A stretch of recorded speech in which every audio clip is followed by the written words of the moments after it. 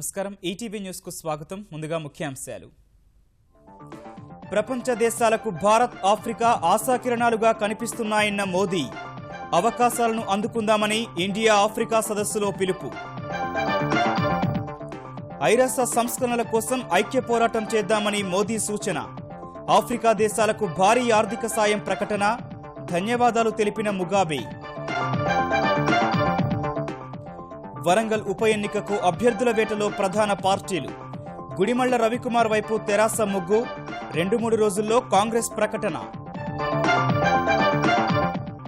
వచ్చే జూన్ నాటికి కొత్త రాజధానికి రావాలని సిబ్బందికి చంద్రబాబు సూచన. వసతులు కల్పిస్తే అభ్యంతరం లేదన్న ఉద్యోగ సంఘాల నేతలు.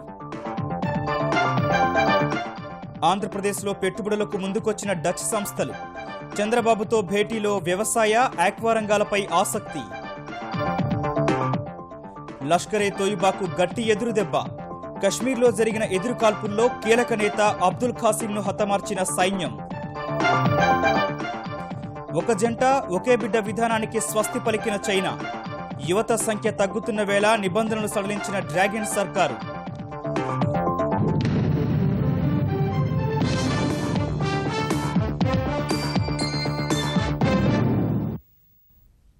ఉగ్రవాదంపై పోరు, వాతావరణ మార్పులు, ఐరాస సంస్కరణలపై భారత్ ఆఫ్రికా మరింత కలిసికట్టుగా పనిచేయాలని ప్రధాని నరేంద్ర మోదీ అన్నారు.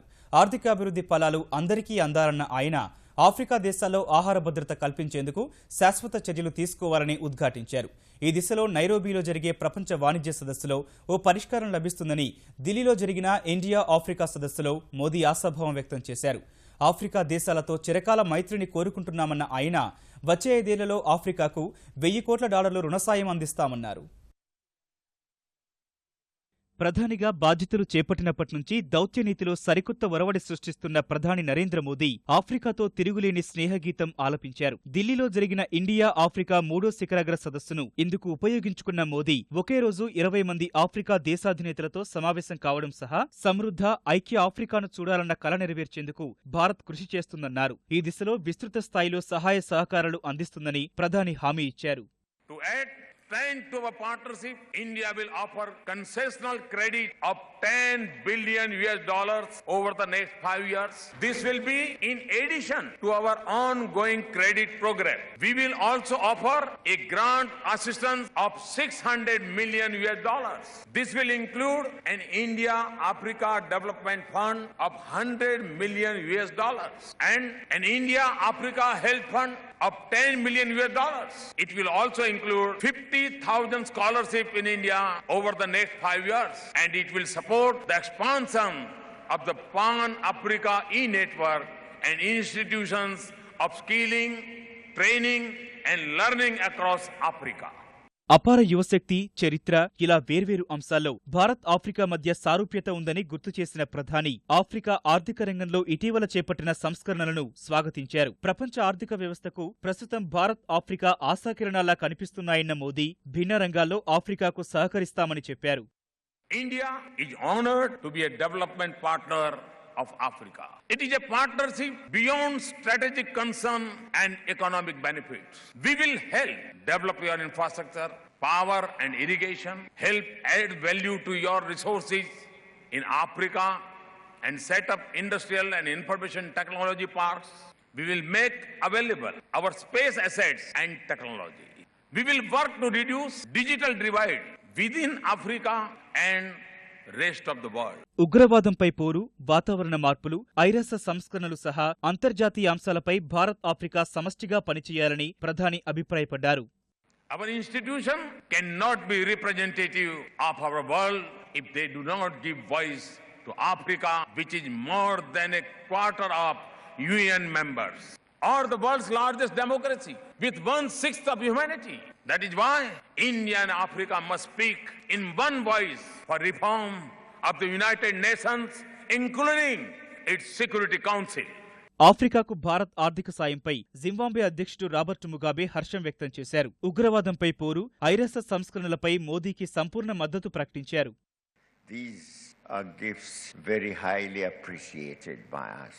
They have not come from those who have robbed us and deprived us of our humanity.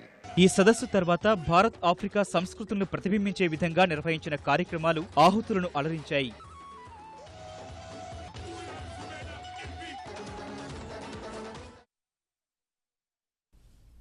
Warangal ఉప ఎన్నికకు నామినేషన్ల పర్వం మొదలైన రెండో రోజున అభ్యర్థుల ఎంపికపై తెలంగాణలోని ప్రధాన రాజకీయ పక్షాలు కసరత్తు ముమ్మరం చేశాయి. ఈ మేరకు అధికార తెరాస అభ్యర్థిని ముఖ్యమంత్రి కేసీఆర్ దాదాపు ఖరారు చేశారు. ఈ అంశంపై పార్టీ సీనియర్ నేతలతో ఇవాళ హైదరాబాద్లో సమావేశమై చర్చించిన కేసీఆర్ గుడిమళ్ల రవికుమార్ను బరిలో దింపాలని నిర్ణయించారు. ఇందుకు సంబంధించి రేపు అధికారిక ప్రకటన చేయనున్న కేసీఆర్ వరంగల్ నియోజకవర్గం పరిధిలోని 7 అసెంబ్లీ సెగ్మెంట్ల వారీగా పార్టీలోని సీనియర్ నేతలు, మంత్రులకు బాధ్యతలు అప్పగించారు. ప్రచార వ్యూహాలు, కార్యాచరణ ప్రణాళికపై చర్చించేందుకు ప్రచార బాధ్యులు, జిల్లాకు చెందిన కీలక నేతలు, కార్యకర్తలతో నవంబర్ 1న సమావేశం నిర్వహించాలని నిర్ణయించిన కేసీఆర్ నవంబర్ 17, 18 తేదీల్లో ప్రచారంలో పాల్గొనాలని నిర్ణయించారు. రేపు పార్టీ అధ్యక్షులు వారు అభ్యర్థిని ప్రకటిస్తారు. ప్రచార బాధ్యతలను సీనియర్ నాయకులకు పార్టీ అధ్యక్షుల వారు అప్పచెప్పారు. భూపాల్పల్లి నియోజకవర్గంకు పోచారం శ్రీనివాస్ రెడ్డి గారు, పరకాల నియోజకవర్గానికి ఈటెల రాజేందర్ గారు, వరంగల్ తూర్పు నియోజకవర్గానికి హరీష్ రావు గారు, వరంగల్ పశ్చిమ నియోజకవర్గానికి కేటీ రామారావు గారు, స్టేషన్ గన్పూర్ నియోజకవర్గానికి ఇంద్రకరణ్ రెడ్డి గారు, వర్ధన్నపేట నియోజకవర్గానికి జోగు రామన్న గారు, పాలకుర్తి నియోజకవర్గానికి జగదీశ్వర్ రెడ్డి గారిని ప్రచార బాధ్యతను అప్పచెప్పడం జరిగింది. కాంగ్రెస్ కూడా వరంగల్ ఉప ఎన్నికకు అభ్యర్థిని 2-3 రోజుల్లో నిర్ణయిస్తామని తెలిపింది.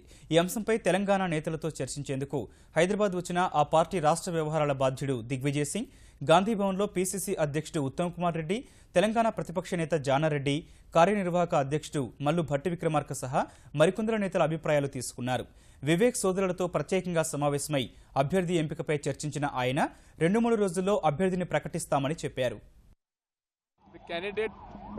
For Warangal will be decided in 2-3 days. So, and who are the aspirants? You know everyone. గత ఎన్నికల్లో వరంగల్లో పోటీ చేసిన తమకే ఉప ఎన్నికల్లో కూడా అవకాశం ఇవ్వాలని మిత్రపక్షం తెలుగుదేశాన్ని భారతీయ జనతా పార్టీ కోరింది. హైదరాబాద్ రామ్నగర్లోని కేంద్ర మంత్రి బండారు దత్తాత్రేయ నివాసంలో భాజపా తెలంగాణ అధ్యక్షుడు కిషన్ రెడ్డి ఆధ్వర్యంలో సమావేశమైన ఆ పార్టీ నేతలు వరంగల్ ఎన్నికలపై విస్తృతంగా చర్చించారు. వరంగల్లో పోటీ చేసే అభ్యర్థి ఎంపిక ప్రక్రియ కొనసాగుతోందని చెప్పిన భాజపా నేతలు త్వరలోనే అధిష్టానం ఓ నిర్ణయం తీసుకుంటుందని తెలిపారు. ఆంధ్రప్రదేశ్లో పెట్టుబడులు పెట్టేందుకు నెదర్లాండ్స్కు చెందిన పలు సంస్థలు ఆసక్తి వ్యక్తం చేశాయి. ఈ మేరకు భారత్లో నెదర్లాండ్స్ రాయబారి అల్ఫాన్సో స్టోలింగ్తో తనను కలిసిన ఆ దేశ పారిశ్రామిక సంస్థల ప్రతినిధులకు ఆంధ్రప్రదేశ్లో పెట్టుబడులకున్న అవకాశాలను ముఖ్యమంత్రి చంద్రబాబు వివరించారు. ప్రధానంగా ఆగ్రో ఫుడ్ ప్రాసెసింగ్, ఆరోగ్యం, వస్త్ర తయారీ, ఎలక్ట్రానిక్స్, ఖనిజాభివృద్ధి పరిశ్రమలు, ఏరోస్పేస్, ఇంధనం, తోలు, పెట్రోలియం, రసాయనాలు, పెట్రోకెమికల్స్, ఆటోమొబైల్ సహా అనేక రంగాల్లో విస్తృత అవకాశాలున్నాయని చంద్రబాబు నెదర్లాండ్స్ బృందానికి వివరించారు. సహజ వనరులు, మానవ వనరులు సహా విద్యుత్, భూమి, రహదారులు, ఓడరేవులు, రైల్వే రవాణా సదుపాయాలు మెరుగ్గా ఉన్నాయని తెలిపారు. అన్ని అంశాలు పరిశీలించిన నెదర్లాండ్స్ బృందం ఆగ్రో ప్రాసెసింగ్, ఆక్వా రంగంలో పెట్టుబడులు పెట్టేందుకు ఆసక్తి చూపింది. ఇందుకు సంబంధించి రోడ్ మ్యాప్ రూపొందించేందుకు ఆంధ్రప్రదేశ్ ప్రభుత్వంతో కలిసి సంయుక్త కార్యాచరణ బృందాన్ని ఏర్పాటు చేయాలని నిర్ణయించింది. తెలంగాణ ప్రభుత్వం కొత్త తరం సాంకేతిక కంపెనీలను ప్రోత్సహిస్తోందని తెలంగాణ ఐటీ శాఖ మంత్రి కేటీఆర్ చెప్పారు. డిజిటల్ తెలంగాణలో భాగంగా చేపట్టిన చర్యల ఫలితాలు క్షేత్రస్థాయిలో అందుతున్నాయని బెంగళూరులో జరిగిన CIBIT సదస్సులో చెప్పారు. ఐటీ రంగాన్ని ప్రోత్సహించేందుకు తెలంగాణ ప్రభుత్వం చేపట్టిన చర్యలను సదస్సులో వివరించిన కేటీఆర్ ఐటీని పారిశ్రామికంగా, వ్యూహాత్మకంగా అభివృద్ధి చేస్తున్నామన్నారు. టాస్క్, టీ హబ్ లాంటి వినూత్న సంస్థలు నెలకొల్పుతున్నట్లు వివరించారు. ఐటీ రంగంలో తెలంగాణ ప్రభుత్వం కల్పించే అవకాశాలు అందుకోవాలని పెట్టుబడిదారులకు సూచించారు. రాజధాని అమరావతి కోసం చివరి ఎకరాను సేకరించే వరకు భూములిచ్చే విధంగా రైతులకు నచ్చజెప్పి సమీకరణ ద్వారానే ముందుకెళ్తామని ఆంధ్రప్రదేశ్ పురపాలక శాఖ మంత్రి నారాయణ చెప్పారు. అప్పటికీ ముందుకు రాని రైతుల నుంచి భూమి సేకరించేందుకు 15 రోజుల్లో భూసేకరణ నోటిఫికేషన్ ఇస్తామని స్పష్టం చేశారు. రోడ్ల నిర్మాణం, ఇతర పనులకు అవసరమైన 300 ఎకరాల భూమిని సాధ్యమైనంత త్వరగా సేకరించామన్న ఆయన డిసెంబర్ నాటికి రైతులకు ఇవ్వాల్సిన భూమిని కేటాయిస్తామని వివరించారు. సీఎం గారు నిన్న రివ్యూ మీటింగ్లో వాళ్ళందరినీ కన్విన్స్ చేసి వాళ్ళందరికీ చెప్పి వీలైనంత తొందరలో తీసుకోమన్నారు. లేని సందర్భంలో ల్యాండ్ అక్విజిషన్కి పొమ్మన్నారు. కన్విన్స్ చేసే యొక్క మార్గంలో నేను కానీ పుల్లారావు గారు కానీ శ్రవణ్ కానీ అక్కడున్న లోకల్ ప్రజాప్రతినిధులు తర్వాత అధికారులందరూ ప్రయత్నిస్తున్నాం. మధ్యలో 50 సెంట్లు 30 సెంట్లు 20 సెంట్లు 1 ఏకర్ 2 ఏకర్స్ ఉంటే మనం వేసే రోడ్లకి వాటికి అబ్స్ట్రక్షన్ వస్తుంది. ఆంధ్రప్రదేశ్లో రెండో విడత రుణమాఫీ ప్రక్రియ 2016 జనవరి 15 నాటికి పూర్తి చేస్తామని ఆంధ్రప్రదేశ్ వ్యవసాయ మంత్రి రుణమాఫీపై ఏర్పాటు చేసిన మంత్రివర్గ ఉపసంఘం అధ్యక్షుడు ప్రత్తిపాటి పుల్లారావు చెప్పారు.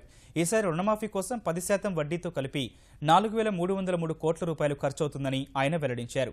తదుపరి దశ రుణమాఫీపై 25,589 ఫిర్యాదుల్ని ఇప్పటికే పరిష్కరించామని, మిగిలిన వాటిని వచ్చే నెలలో పరిష్కరిస్తామని ప్రత్తిపాటి వివరించారు.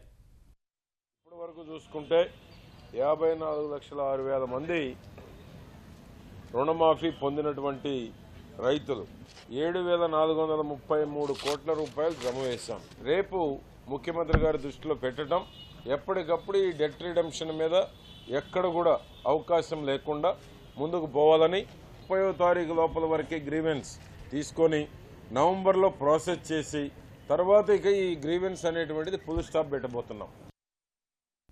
శాశ్వత నివాసాలు కార్యాలయం ఏర్పాటు చేస్తే తక్షణం రాజధానికి తరలివచ్చేందుకు సిద్దమని ఆంధ్రప్రదేశ్ సచివాలయ ఉద్యోగుల సంఘం ముఖ్యమంత్రి చంద్రబాబుకు స్పష్టం చేసింది. జూన్ నాటికి ఉద్యోగులు రాజధానికి రావాలని చంద్రబాబు సూచించగా విజయవాడ, హైదరాబాద్ 2 చోట్ల తమకు అద్దె భత్యం ఇవ్వాలని ఉద్యోగ సంఘాల నేతలు ఆయన్ను కోరారు.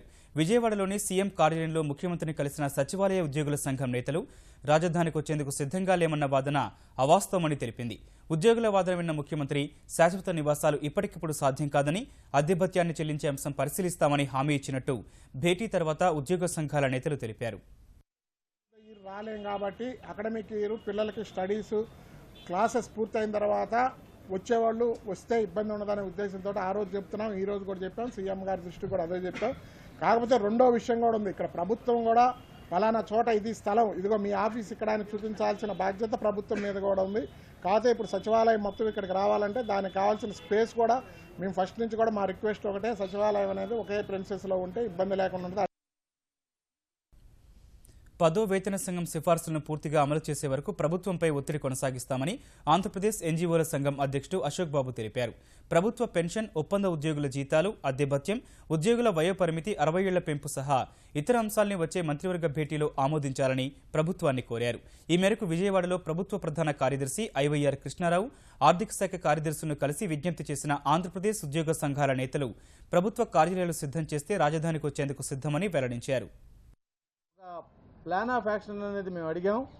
మేము ప్రధానంగా అడిగింది ఉద్యోగస్తుల పిల్లలకి లోకల్ స్టాటస్, అకాడమిక్ ఇయర్ బిగినింగ్లో మీరు షిఫ్ట్ చేస్తే బాగుంటుందన్నాం. ఆ రెండింటి మీద ప్రభుత్వం సానుకూలంగా ఉంది కాబట్టి జూన్ తర్వాత అదే జూన్ నుంచి ప్రభుత్వం ఎప్పుడు కార్యాలయాలు హైదరాబాద్ నుంచి విజయవాడ తరలించినా కూడా రావడానికి మేము సిద్ధంగా ఉన్నాం.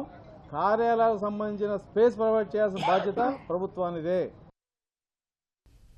కందిపప్పు ధరలు మండిపోతున్న వేళ ప్రత్యేకంగా విక్రయ కేంద్రాలు ఏర్పాటు చేయాలని తెలంగాణ పౌర సరఫరాల శాఖ నిర్ణయించింది. పప్పు మిల్లర్లు, హోల్సేల్, రిటైల్ డీలర్లతో సమావేశమైన పౌర సరఫరాల శాఖ కమిషనర్ రజత్ కుమార్ ధరల నియంత్రణకు చేపట్టాల్సిన చర్యలపై చర్చించారు. ఈ మేరకు మేలు రకం కందిపప్పు కిలో 160 రూపాయలు, రెండో రకం కందిపప్పు 135 రూపాయలకు విక్రయించాలని నిర్ణయించారు. ఇందుకు హైదరాబాద్లో 10 జిల్లా, మండల కేంద్రాల్లో విక్రయ కేంద్రాలు ఏర్పాటు చేయాలని సూచించారు. ఈ కేంద్రాల్లో ఒక్కో వ్యక్తికి ఒక్కో కిలో చొప్పున కందిపప్పు విక్రయించాలని రజత్ కుమార్ స్పష్టం చేశారు. హైదరాబాద్లో ఓట్ల తొలగింపు వివాదంపై కేంద్ర ఎన్నికల సంఘం దృష్టి సారించింది. మహానగరపాలక సంస్థ పరిధిలో ఇష్టారాజ్యంగా ఓట్లను తొలగించారని కాంగ్రెస్ నేత మర్రి శశిధర్ రెడ్డి, భాజపా నేత ఇంద్రసేనారెడ్డి చేసిన ఫిర్యాదులపై స్పందించిన ఈసీ ఈ అంశంపై అధ్యయనం చేసేందుకు ప్రత్యేక బృందాన్ని ఏర్పాటు చేసింది. బంగాల్ ఎన్నికల ప్రధాన అధికారి నేతృత్వంలోని 14 మంది సభ్యుల బృందం హైదరాబాద్ చేరుకుంది. ఓట్ల తొలగింపుపై క్షేత్రస్థాయి పరిశీలన చేయడం సహా ఈ నెల 31న మర్రి చెన్నారెడ్డి మానవ వనరుల కేంద్రంలో అన్ని రాజకీయ పార్టీలతో బృందం సమావేశం కానుంది. రాజ్యసభ సభ్యురాలు గుండు సుధారాణిని పార్టీ నుంచి సస్పెండ్ చేయాలని వరంగల్ జిల్లా తెలుగుదేశం విస్తృత స్థాయి సమావేశం ఏకగ్రీవ తీర్మానం చేసింది. హన్మకొండలోని పార్టీ కార్యాలయంలో జరిగిన సమావేశంలో జాతీయ ప్రధాన కార్యదర్శి రేవూరి ప్రకాష్ రెడ్డి, తెలుగుదేశం తెలంగాణ శాసనసభ పక్షనేత ఎర్రబెల్లి దయాకర్రావు సమక్షంలో ఈ మేరకు సుధారాణిని సస్పెండ్ చేయాలని తీర్మానం చేశారు. ముఖ్యమంత్రి కేసీఆర్ను ఢిల్లీలో కలిసిన సుధారాణి తెరాస ప్రభుత్వ పనులను ప్రశంసించడంపై ఆగ్రహం వ్యక్తం చేసిన నేతలు ఆమె నిష్క్రమణ వల్ల పార్టీకి ఎలాంటి నష్టం లేదన్నారు. స్వైన్ ఫ్లూ మరోసారి విజృంభించింది. తెలంగాణలో మరో ఇద్దరిని పొట్టన పెట్టుకుంది. నల్గొండ జిల్లా నుంచి 2 రోజుల క్రితం గాంధీ ఆసుపత్రికి వచ్చిన ఓ బాలింతలో స్వైన్ ఫ్లూ లక్షణాలు గుర్తించిన వైద్యులు ప్రత్యేక వార్డులో ఉంచి చికిత్స చేస్తుండగానే ప్రాణాలు కోల్పోయింది. ఫ్లూ తీవ్రత పెరిగిన తర్వాతే ఆసుపత్రికి వచ్చినందునే ఆమెను కాపాడలేకపోయామని గాంధీ వైద్యులు తెలిపారు. 2 వారాల క్రితం బిడ్డకు జన్మనిచ్చిన 21 ఏళ్ల మరో మహిళ కూడా ఫ్లూ బారిన పడి ప్రాణాలు కోల్పోయారు. ఈ ఇద్దరి మృతితో స్వైన్ ఫ్లూ బారిన పడి చనిపోయిన వారి సంఖ్య 12కు చేరింది. అవినీతికి వ్యతిరేకంగా union bank of India Hyderabad ఉద్యోగులు వీజీ ర్యాలీని నిర్వహించారు. ట్యాంక్బండ్ సమీపంలో నిర్వహించిన ర్యాలీని బ్యాంకు డిప్యూటీ జనరల్ మేనేజర్ ఎం వెంకటేష్ ప్రారంభించారు. విజిలెన్స్ అవగాహన వారోత్సవాలను పురస్కరించుకొని నిర్వహించిన ఈ ర్యాలీలో అవినీతి జరిగిన తర్వాత దోషులను శిక్షించడం కన్నా అవినీతి రూపురేఖలు లేకుండా చేయటమే మంచిదని ఉద్యోగులు అభిప్రాయపడ్డారు.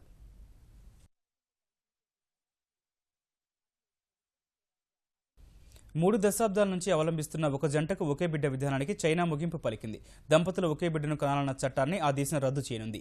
ఈ మేరకు చట్టాన్ని సవరిస్తూ జంటలు ఇద్దరు కనేందుకు అవకాశం కల్పించనుంది. ఇప్పటి వరకు ఇద్దరు పిల్లలు కనేందుకు అనేక నిబంధనలు, షరతులు విధించిన చైనా ఇప్పుడు వాటన్నింటినీ తొలగించనుంది. జనాభా కట్టడికి ఒక బిడ్డ విధానమే ఏకైక మార్గమని 3 దశాబ్దాల క్రితం ఆలోచించిన చైనా ప్రధానంగా లింగ నిష్పత్తిలో పెరిగిన తేడాలు, వృద్ధుల సంఖ్య పెరగడం, యువత తగ్గిపోతున్న వేళ చైనా ఒక బిడ్డ విధానానికి స్వస్తి పలకాలని నిర్ణయించింది. వచ్చే ఏడాది ఇది చట్టంగా మారనుంది.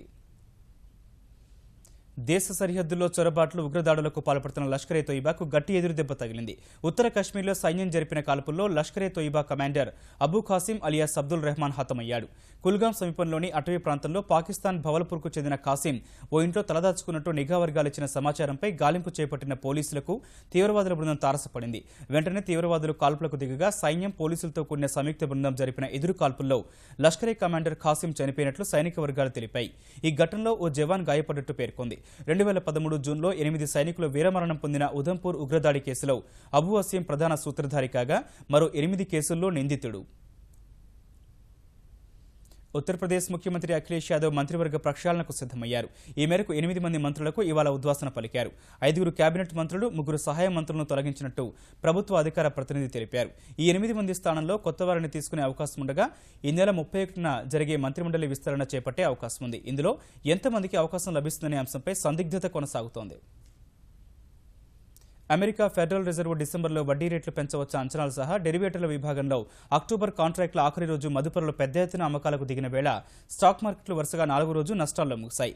క్రితం 3 సెషన్లో 432 పాయింట్లు కోల్పోయిన సెన్సెక్స్ ఇవాళ మరో 202 పాయింట్లు క్షీణించింది. ఈ ఉదయం 27,084 వద్ద ప్రారంభమైన సెన్సెక్స్ మొదట్లో లభించిన కొనుగోళ్ల మద్దతుతో 27,099 పాయింట్ల గరిష్ట స్థాయిని తాకింది. అమెరికా ఫెడరల్ రిజర్వ్ వడ్డీ రేట్ల పెంపుపై ఊహాగానాల మధ్య ఆసియా మార్కెట్లు నష్టాల్లోకి మళ్లిన తర్వాత అమ్మకాల ఒత్తిడికి గురైన సూచి 26,794 పాయింట్ల కనిష్ట స్థాయికి పతనమైంది. చివరకు 26,838 వద్ద స్థిరపడింది. జాతీయ స్టాక్ ఎక్స్చేంజ్ సూచీ నిఫ్టీ 59 పాయింట్లు నష్టపోయి 8,112 వద్ద ముగిసింది.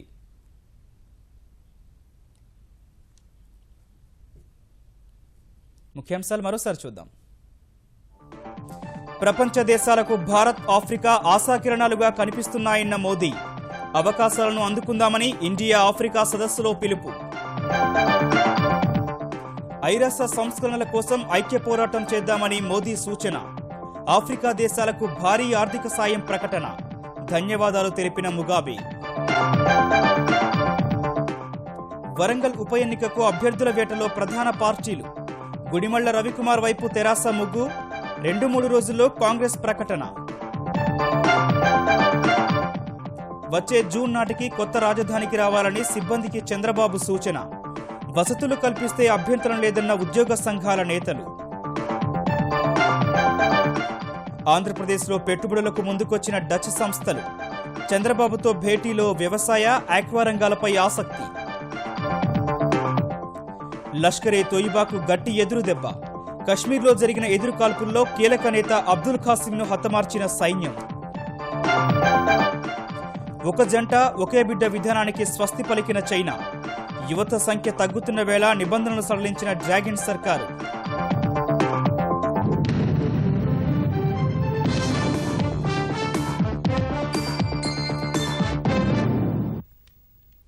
ఈటీవీ న్యూస్ సమాప్తం. నమస్కారం.